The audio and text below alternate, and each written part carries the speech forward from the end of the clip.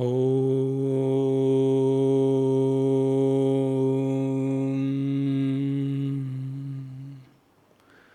Shanti, Shanti, Shanti. Let there be peace, peace, peace.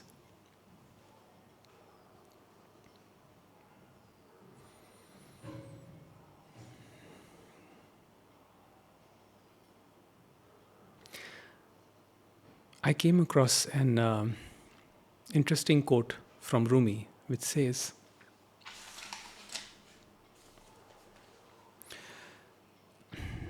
"Your task is not to seek for love, but merely to seek and find all the barriers within yourself that you have built against it."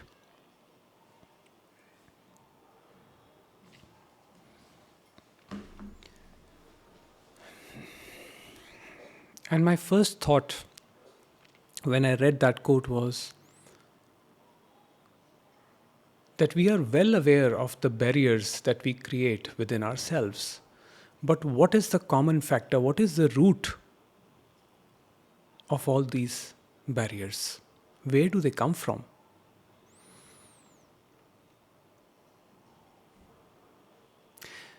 And the answer was quite simple and obvious. And I'm saying simple and obvious because it didn't require much thinking. And it spontaneously came that it comes from the sense of separate self, or what we call as the ego.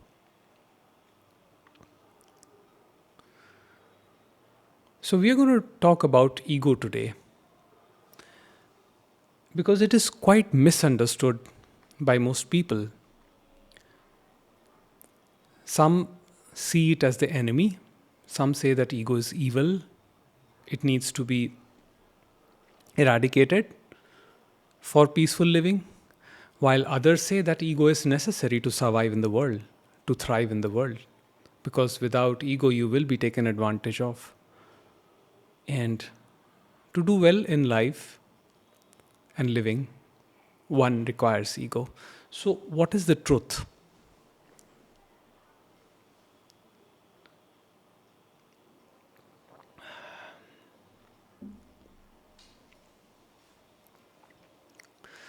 Let's explore this.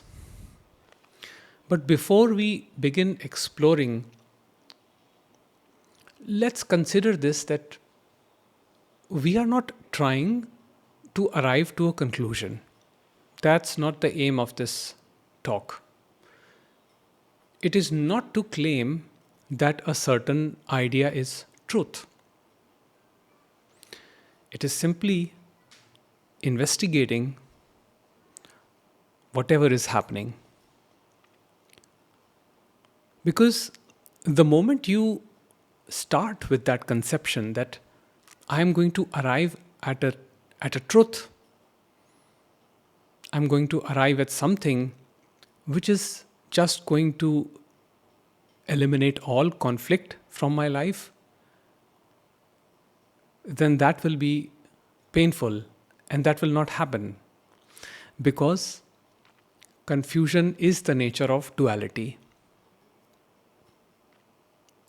So we are not trying to arrive at a conclusion, and these are just ideas, they are just concepts. They are not being delivered to you by this speaker, by this entity, to bring about a change in you. Because I am not at all concerned about changing you. I'm not at all trying to bring you any peace.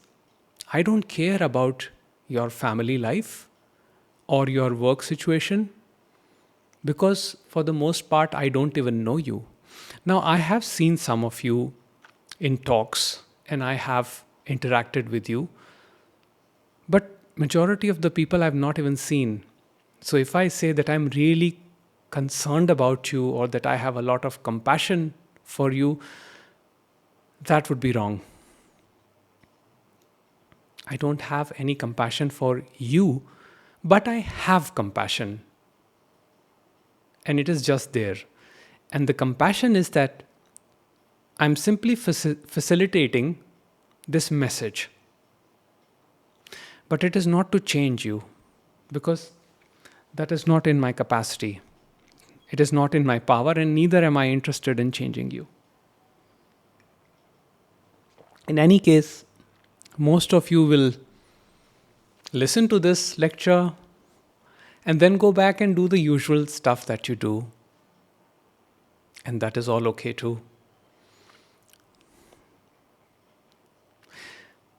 But once the seed goes inside, not through my effort, not through my will, but through God's will.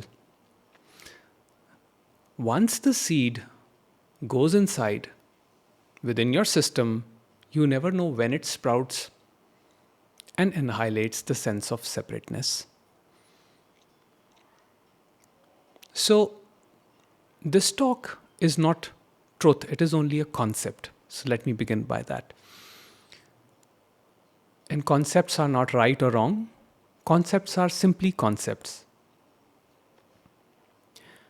Examine the concept as you go about in your daily living and then decide what is true and what is not for you. Let's begin with the exploration of ego first, and then we will come to love. How is the sense of ego born?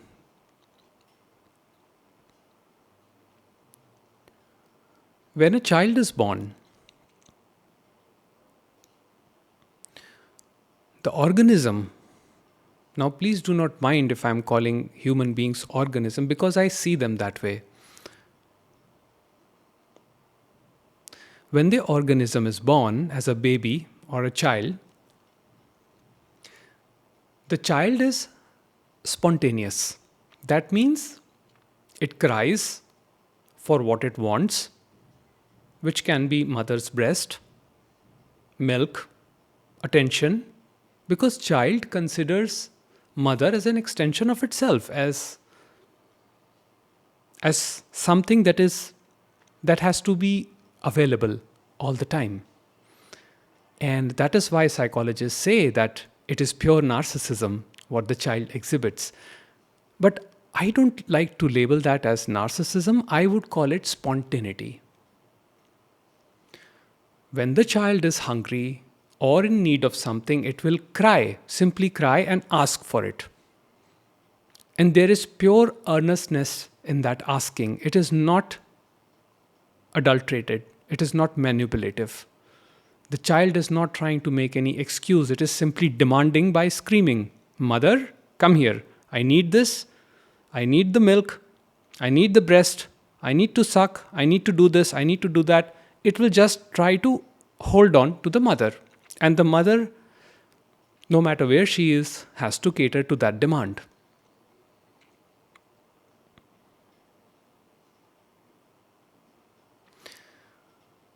Now, when it is a child, this is not ego. Because this is the natural reaction of the biological organism.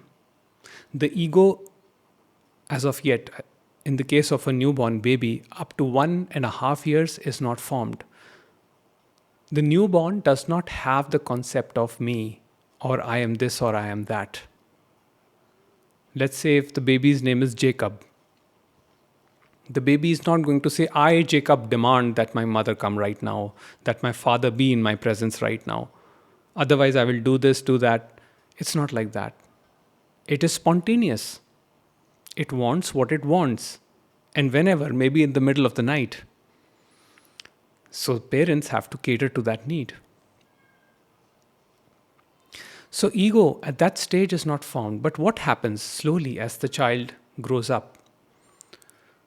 Reaches an age of, let's say, about 1.5 to 2 years or 3 years, slowly the sense of separate self begins to form. When the child is told, "Do not do this, do not do that. You are a Christian, you are a Hindu, you are a Muslim, you are a Sikh, you belong to this country, you belong to this race, You belong to this class. Slowly, these ideas are cultivated within the child's mind. And they are all stemming from the sense of separate self, which comes about through conditioning. Now, conditioning is, let's say, a child breaks a vase at home, and the mother or father comes and scolds and say, Jacob, why did you do this? Why did you break the vase? And the child in that moment does not have the intellectual capacity to argue against it. The child cannot say, I broke the vase because it was God's will, as most people do. If the child would do that, that probably would be the ego. But the child does not do that. Child internalizes the message. Child says, okay, I, Jacob, or Mary, or whoever, broke the vase and I did a shameful act. I should not have done this. This is not right. The moment ego springs up, the duality sets in. The definition between right and wrong becomes more and more clear. The polarity comes into existence. This is the right way, that is the wrong way. Making noise in the house, wrong. Playing and breaking things in the house, wrong. Spilling food in the house, wrong. Not greeting the relatives and elders properly, wrong. Getting good grades in the school, right. Attending the Sunday church mass, right. Attending the rituals in the temple, right. Going to social functions and pretending to smile, even when you don't want to, right. So you see what's going on here? This continuous conditioning is taking place. But is this conditioning evil?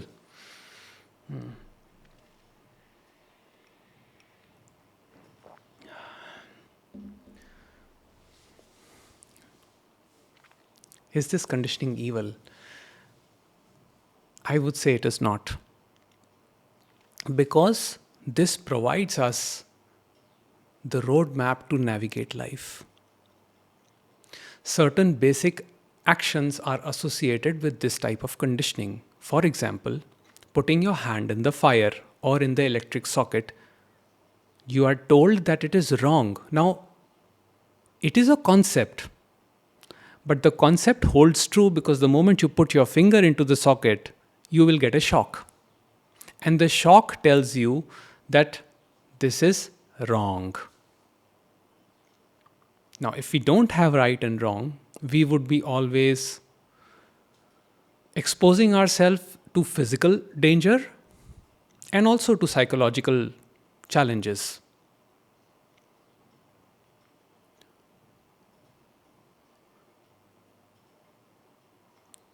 Let's say when we encounter a bully in school. Now, I remember this. When I was probably 7 or 8 years old, I was in my school, and there was a huge fellow who would bully me, and I avoided him. I would just find my route, some alternate route to avoid him. And then I spoke to my mother once and told her that this is happening. And she said, fight him. Just fight. And I said, but he's from an senior grade, and he's bigger and stronger. And my mother looked into my eyes and said, Sonny, you have to fight him. And so it happened. I fought, and he never bullied me again. I fought, and I was a little powerless in front of him because he was quite big and strong, but I gave him my best, so as to speak. Was that ego? Well, one can say it is ego, but at the same point, at the same time, it is also the natural reaction of the biological organism. What would you do right now if somebody just jumped on you and started attacking you? You would do anything to protect yourself. You would run away. You could do that. You could plead and beg that they spare you. You can do that too. Or you can fight back. It depends on the situation and the circumstances and who is in front of you. Neither of these actions are shameful, good, bad, evil. They are simply conditioning. In the moment, you will act according to your conditioning up to that moment.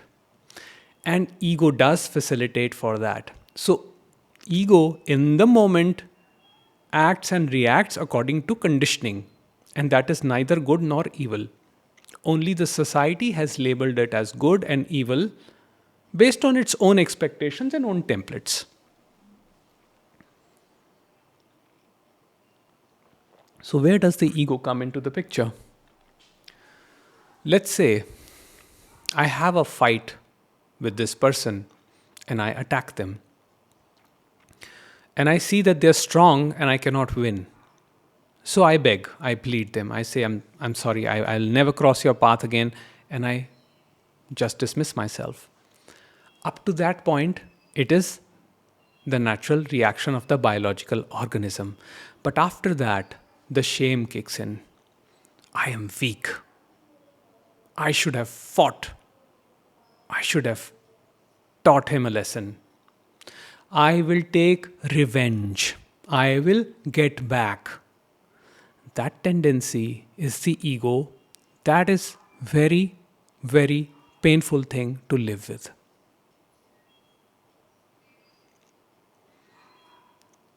We have seen so many movies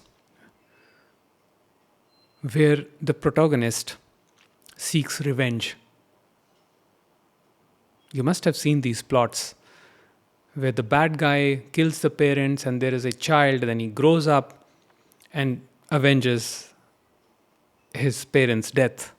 But look at the life story, if you see it practically, that child from that moment till the time he takes revenge lives in constant pain and suffering, constant agony. Whereas the antagonist is enjoying with women, drinking booze, singing songs, and making merry. And it's only one time when he dies in the end. That's the only point he gets his quote unquote karma. So, who has a better life? I would say the antagonist has a better life because at least he did not ruin his enjoyment and he enjoyed whatever he had. But what about the protagonist?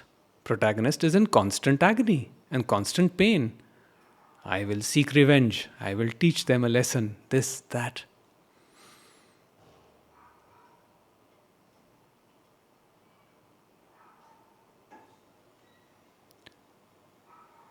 The nature of ego or the separate self is suffering. What springs up in a child to facilitate navigating life is beautiful. But what carries forward in time as concepts, as imagination, is painful. Imagination can be full of stories. All these stories come from the past, from the conditioning. Fantasies about romantic life come from the media that we consume. What an ideal love should look like comes from the media that we consume. And we think that is pure love, where people are just singing romantic songs to each other.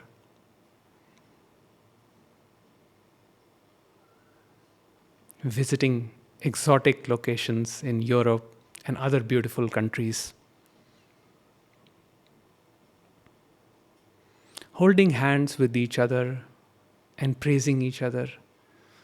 We think that is love, but that is not love. Or let me put it this way, that is a very limited part of love. It is not all inclusive.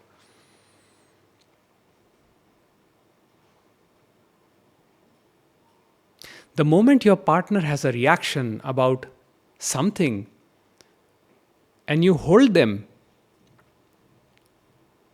saying that you did the action and telling them that it is your fault that I'm at pain, that is also love.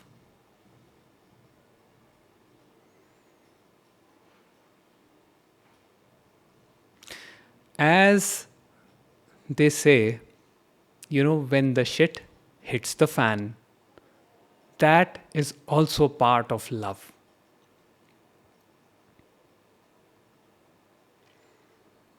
Those who can sustain that are truly in love. In fact, the moments of pain will be intense when you are in true love. You know why? Because true lovers see beyond appearances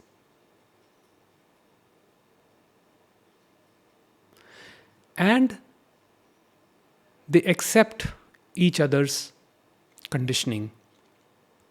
Now, it doesn't mean that the biological organisms involved together will not have reactions. They will have reactions.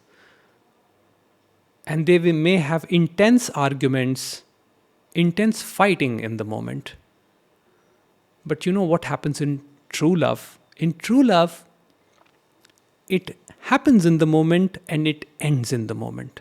It is not carried forward in horizontal time as resentment.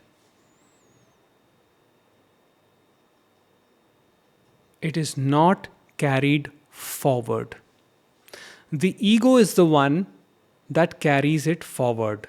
How dare he said that to me? How dare she act like that? I am going to teach them a lesson. I'm not going to talk to them for many days.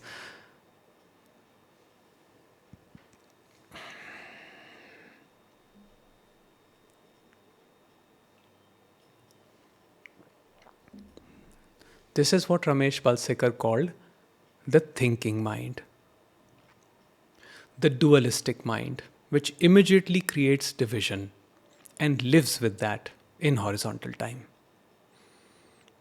I am offended by their actions because they did this. Now it is to say that they are the doers. But as we discussed this whole time, that a child is subjected to so much conditioning. What you see in front of you is an organism that is a conditioned entity. Now the organism may say, it does not like this, it's like that, it wants you to be like this, it doesn't want you to be like that, or many other things. And then there can be a reaction from your side. I don't want to change. I want to be like this, but I want you to change. Now, all this bickering, arguments can happen in the moment. Because there are two conditioned entities that are interacting, there's bound to be this noise. And no relationship is free of that. But here's the thing. When the foundation is strong between two people, that means when the love is realized beyond appearances, as one's essence, true essence or being, then none of this bickering and arguments carries forward in horizontal time. And the other is given the space and freedom to be who they are. Now, look at what the ego does. And it can happen to the best of us, even to the masters, even to the sages. The ego comes up with subtle messages to communicate that they want the others to change. They want their partner to change. I have seen it happen. I have done it myself. I have done it myself. It can be sharing a message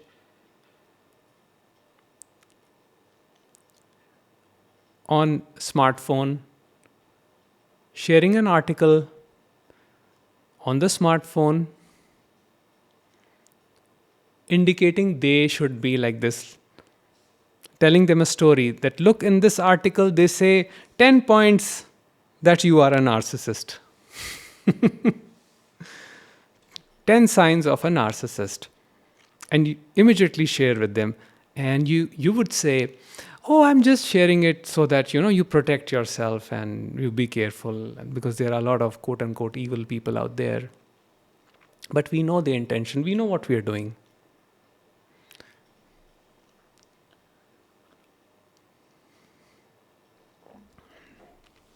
But we do it. Is that wrong? Is the person at fault for doing that? I would say no. Because it is not the person who does that out of their own personal volition. This is what the message says. Message says that nobody acts with volition. They do not all of a sudden decide that they're going to use subtle communication to manipulate. There is conditioning acting on humans, on us. That's why we do it.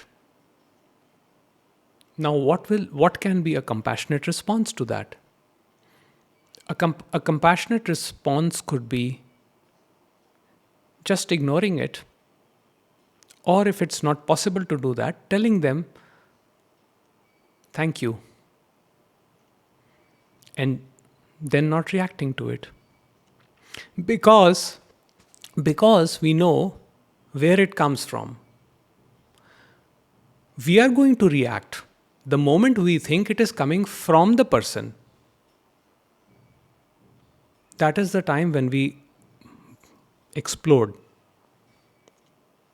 We are like, how dare you send that article? Do you think I am a narcissist? That is the time when we explode, because we are seeing an entity, a limited entity on the other end, and we think it is real. We think that the ego is real. And masters say that there is no ego. Ego is only a concept. It is just a thought. Like many other thought, it is a conceptual thought. It only comes up when you think about it. Otherwise, it does not come.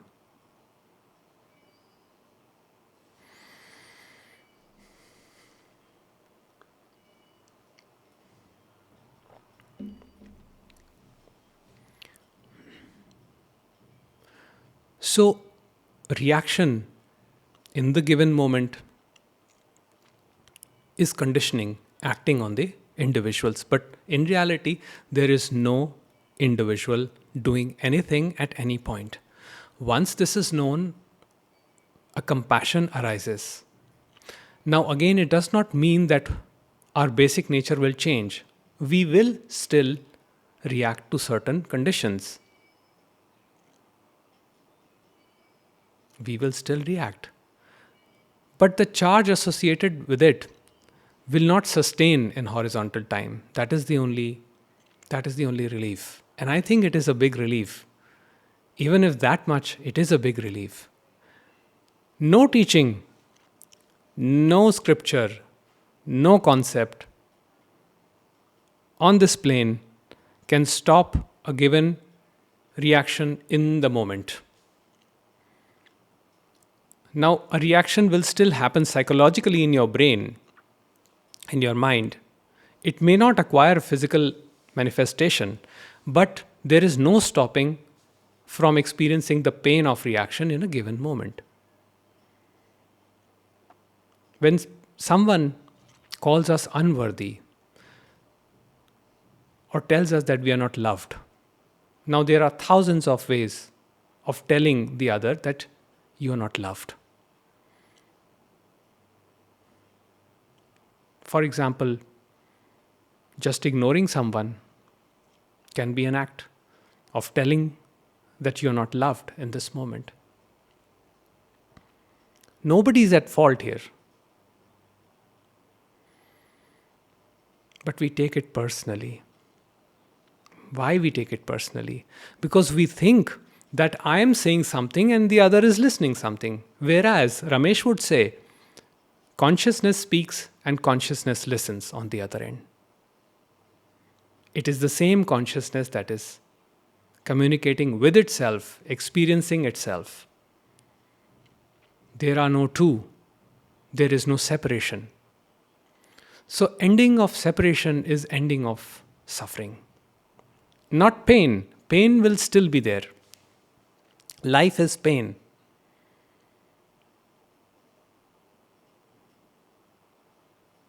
Ramesh would say, life is like a simple imprisonment.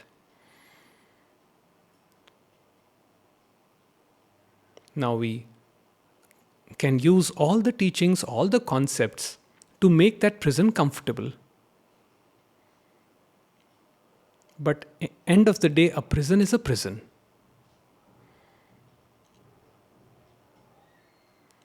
What we do is, using our thinking mind, which is ego, which is the sense of separate self, we convert simple imprisonment into rigorous imprisonment. What this message does is that it just cuts that off. But it clearly says that there is no escape from the simple imprisonment.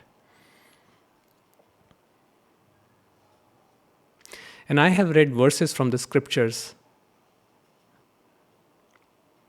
where the sages say that life indeed is like a simple imprisonment.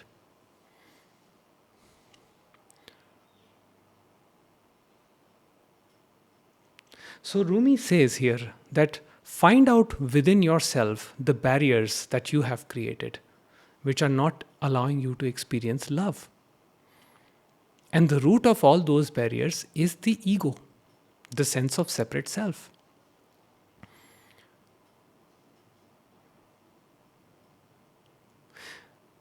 When we operate from that unconscious, reactive mode, we really are never able to communicate our true feelings. Now, reaction can happen in many ways. It is not just anger. Sometimes extreme sadness is also reactivity, because anger and sadness are two sides of the same coin. I don't find much difference between the two because one usually precedes the other. You will notice this, that first you are angry, then you become sad, and then you become angry again. There is always this intense emotional charge which creates this sense of separation, which does not allow communication to take place. Whereas when one is calm,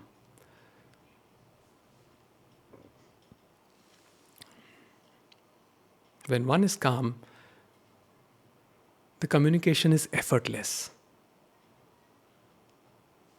And we can always see that.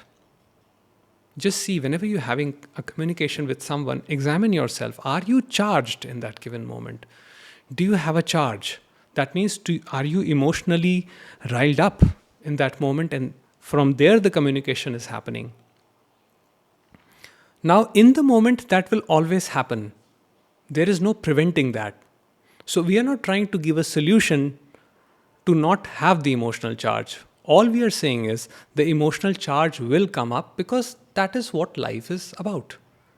All kinds of charge, anger, jealousy, hatred, resentment, malice, spite, all the charges will come.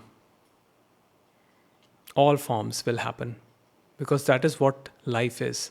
Not just with ordinary people, but with sages too. But there is a difference. Think of a sine wave. It has a crest and a trough, right? I don't know which one. Yeah, I think the top one is the crest and the bottom one is the trough. Or I may be wrong. But you get the point. The sine wave. In the case of an ordinary person, the amplitude, that means the wave, is higher. And the low is also lower. Whereas in the case of a sage, the amplitude is very low and even the low, the trough, is low. So sage experiences peace, a baseline peace, which is the substratum of all experiential awareness. And the sage remains anchored in that peace, even when the circumstances are challenging. It is not to say that the sages do not experience intense emotions. They do experience intense emotions sometimes, but they are rare because charge does not stick to them. With the understanding that we are not the doers of our action, the charge begins to dissipate. We cannot hold it. Do not pay too much attention to people's words, but see their actions. Their actions should convey more than their words. When somebody says, I love you, it doesn't mean anything.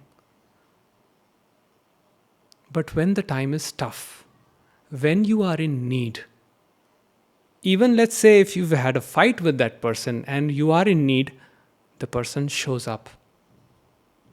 The person says, I'm there. That is love.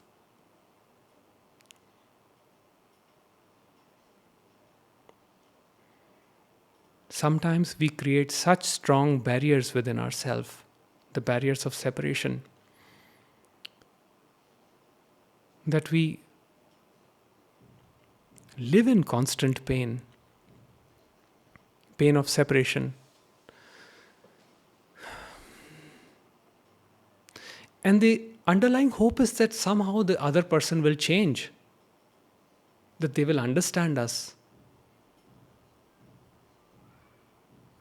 Now, we can call that seeking attention, seeking validation, and that is shamed a lot in the society. But that is also a natural act. It doesn't mean that you have to always cater to that demand. That's not the point. The point is that that also comes from conditioning.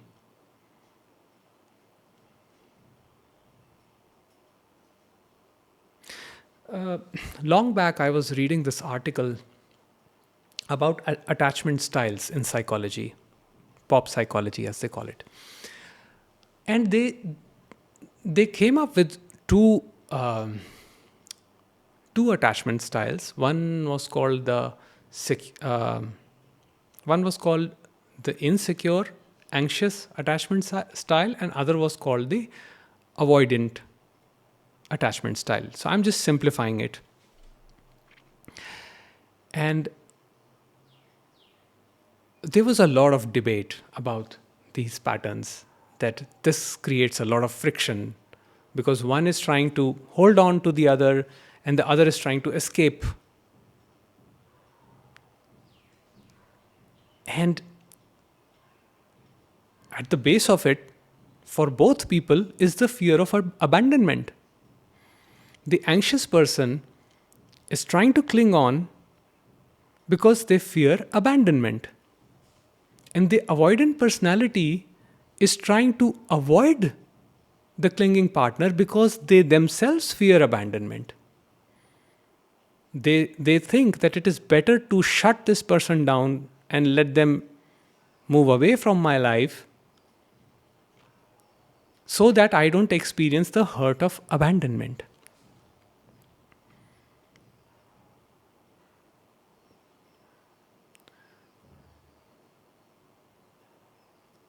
We are so afraid that we will be left alone that we act in unconscious ways. And Eckhart Tolle says that ego is not right or wrong. Ego is unconsciousness. It is like it is acting, but it cannot see its own actions. It cannot see its reactions, what it is doing and why. So ego never learns. So trying to teach the ego that, oh, you should not do this, you should do that, is not going to work. And perhaps that is why life is pain. The ego has to experience pain in order to facilitate its self destruction. And that is grace of God.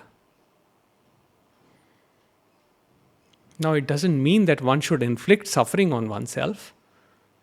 What it simply means is, as the life flows, one remains completely open to whatever is being presented. That means if I am a certain way, doesn't matter if my attachment to other person is anxious or avoidant or secure or insecure, rather than creating these divisions and rather than trying to change the other person, we can simply be, just be there, which is the highest act of love.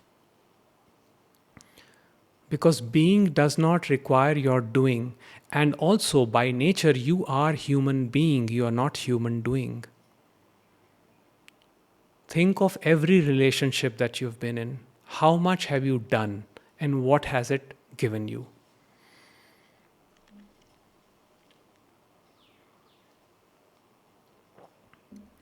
The more people work on their relationships trying to change the other, the more relationships get damaged and destroyed.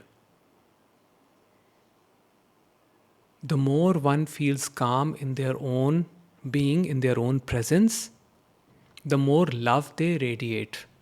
And it is the sharing of that beingness, of that calm presence, that is the unifying factor, not the appearances. Appearances will always be conflict ridden. But beingness, in beingness, there is no conflict. Because in beingness, there is no separation. The being that powers this mind body organism is the same being that powers that mind body organism. And that is why the sages have said consciousness is all there is. Sat Chit Ananda. Being, consciousness, bliss. Being is consciousness, consciousness is bliss. Bliss not as imagined by us. Bliss is not a personal concept. Only suffering is a personal concept, but bliss is always impersonal. That means it is always there. Even when you are suffering, the bliss is there. Just like the clouds, no matter how dense they are, they cannot hide the blue sky. They cannot hide the shining sun. Sun is ever present. Sun never goes anywhere. The light never goes anywhere. It is only that the dark clouds come and they give an illusion that things are grey. And then we complain, believing that to be true. We say, my life is not perfect. My relationships are not perfect. My job is not perfect. My health is not perfect. What we forget is that there are gaps available if you look carefully. The tiny hole will show you the blue sky, the ray of light, and that alone is enough for you to escape into the vastness, which is your own being, or I am. There is nothing for us to do to attain that. It is not something that we attain, it is already there.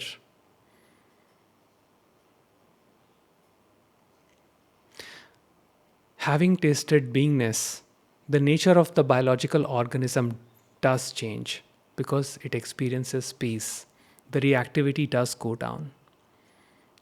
It is only momentary, it can be intense, but it is not continued in horizontal time as suffering, as resentment, as hatred towards the other, because this whole distinction between me and the other gets broken. There is neither the me nor there is the other. Your nature is pure subjectivity, the unitive consciousness. There is no separation anywhere. Look around and show me one thing that is separate. Now, why do dark clouds come? Why do thoughts come in the first place? Why did God create ego? We can say that. Why did the source create ego? Well, to facilitate interhuman interactions. Because this ego is required. This ego facilitates this communication.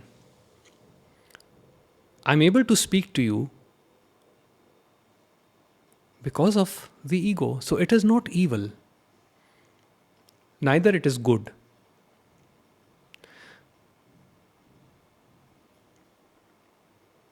But the base of that ego is pure unconditional love. It is never lost. It is just like steady ocean. The waves may come, they may ride high, but eventually their nature is to dissolve into the ocean.